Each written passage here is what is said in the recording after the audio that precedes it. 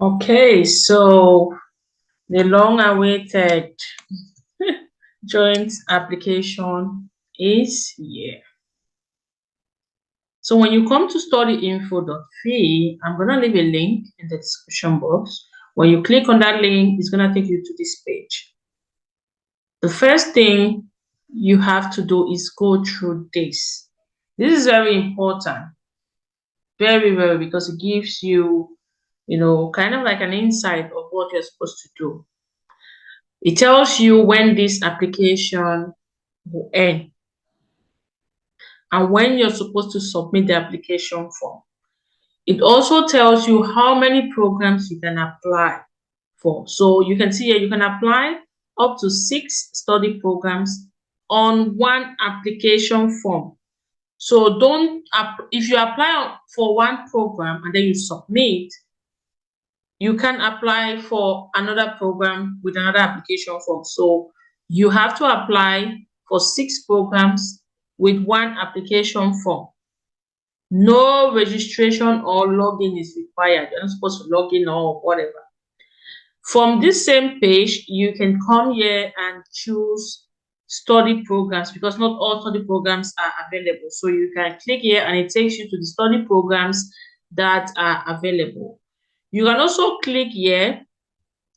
For example, let me just click to see the instructions. So you know about access to the application form, draft, application options, personal details, permissions, educational background, additional questions, attachments, tips for attachments, checking missing information and preview, and then submitting your application, make possible changes after submission, and then what to do after the application period close. This is very important. All the information are there. Please take out time. Now let's look at the application form. So you can just click there and it's gonna take you to the application form. Okay. Dun, dun, dun, dun, dun, dun, dun, dun. Here we are. So this is the application form. And here they are gonna tell you how to fill in the application form as well. So if you have any question, you can find it here. How to choose the study programs. And then you have now the application options. So when you come to add study program, you can actually search your programs here. Mind you, I had advised that you go through the programs and choose even before today, because it would be easy for you to actually select the programs from here. So for example, if I already know that I want to apply for a nursing program from a particular university, let's say I want to apply for a nursing program from Savonia, I'm just gonna type here that nursing Savonia University. So you can already see this is Savonlinna, but I want to go to Savonia University of Applied Science.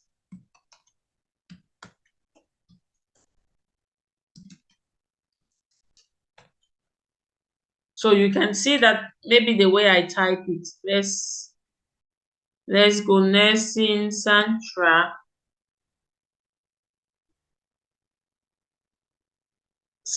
University. You can see it here. It will just appear and then you can click add. So that's one program. And then let's say I want a bachelor's program from Haager-Helia, a business program. So I'll just type business Haager-Helia. You can see it comes here and I will just add.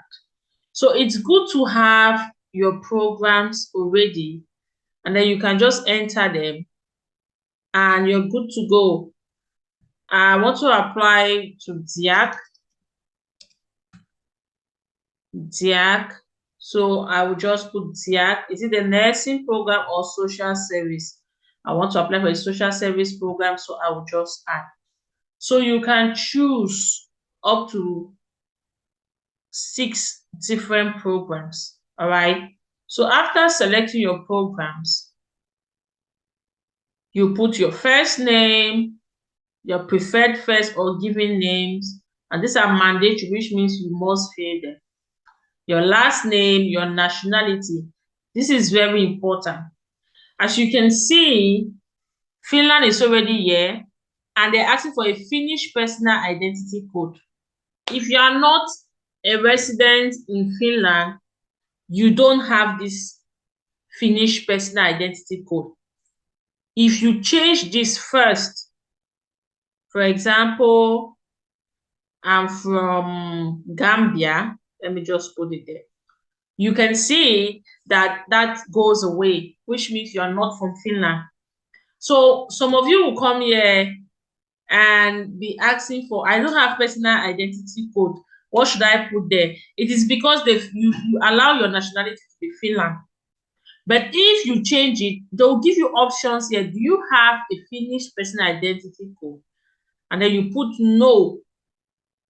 So you will not have anything to do with personal identity code anymore.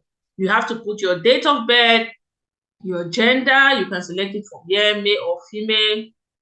You put your place of birth, your passport number, very important, your national ID number, your email address. This is the most important thing, this email address, because this will be the only form of contact with the university.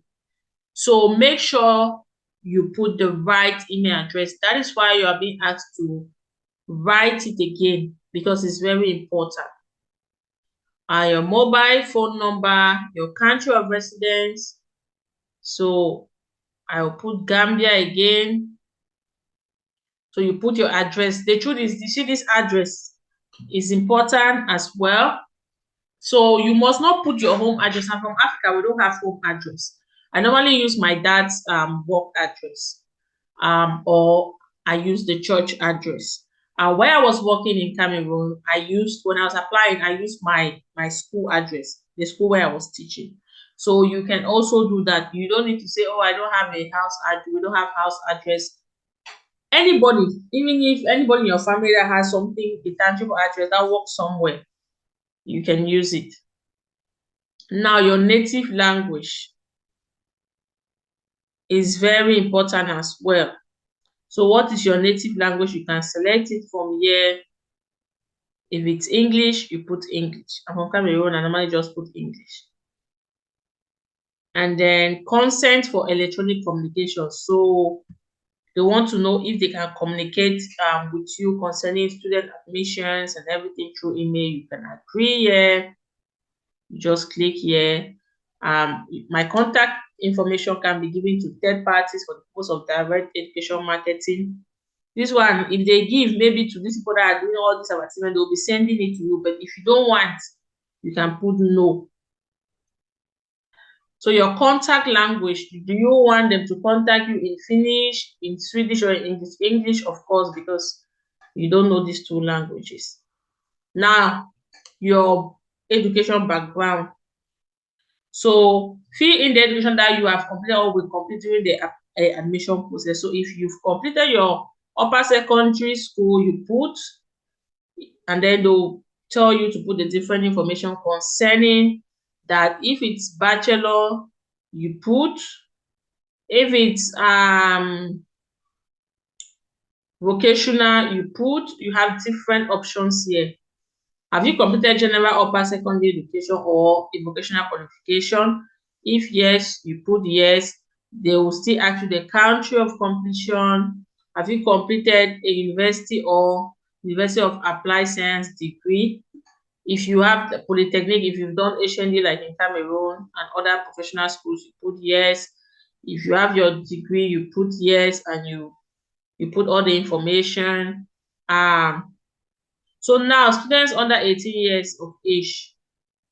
So you also fill all this one. Exemption from tuition fees. I have the following documents. So if you are exempted from tuition fee, means that you have a residence permit in Finland, or you are an EU citizen, so you are not, and so you have to say, I do not have any of the above. Okay. And then they'll ask you now to upload a copy of your passport.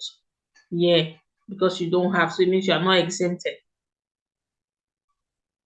So you can also click here to read more, because these ones, they concern like restrictions on student admission, university application requires state of health. So there are some programs that needs this information, especially nursing programs, but others don't. So you have to also go through all of this. And then now the international UAS exam identification, you need to make sure you put your passport. They give you more information here. I think there's more information this year more than last year, which I think it's good for clarification purpose.